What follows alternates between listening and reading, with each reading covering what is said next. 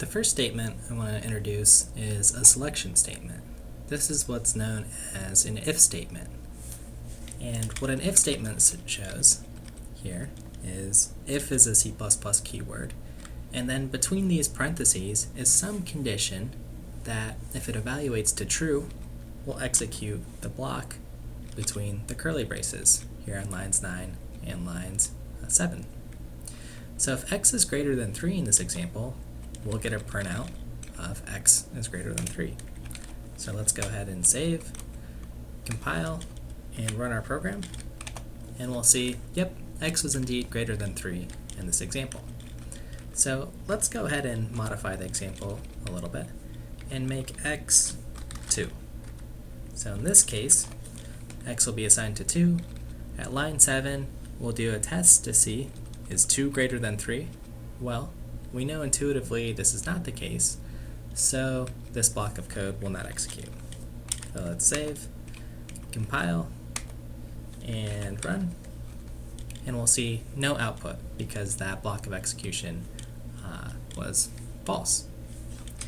So let's modify our toy example some more to show that we can actually use a Boolean here, and I'm going to just call it condition and set it to true to hammer home that if this condition, which is set to true,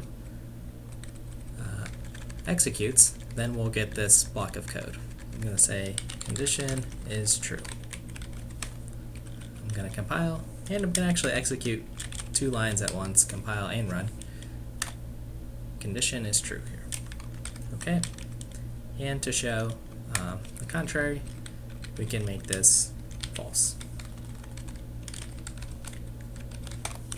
Compile, run. Again, no code is executed.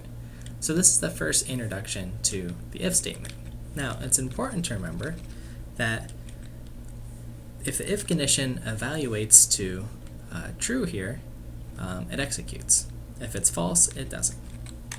And once it's finished, we continue with our execution here. Continue execution anyway. There's no conditional surrounding line 11, so the program will always execute this statement, continue execution anyway. So I can run to show it, and yeah, that's true.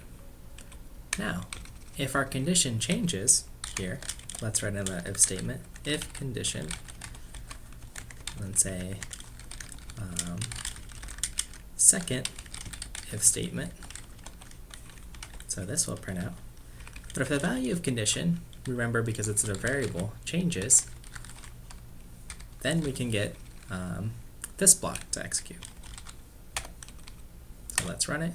Okay, so the second if statement executes because its condition was true, and then we continued execution anyway here.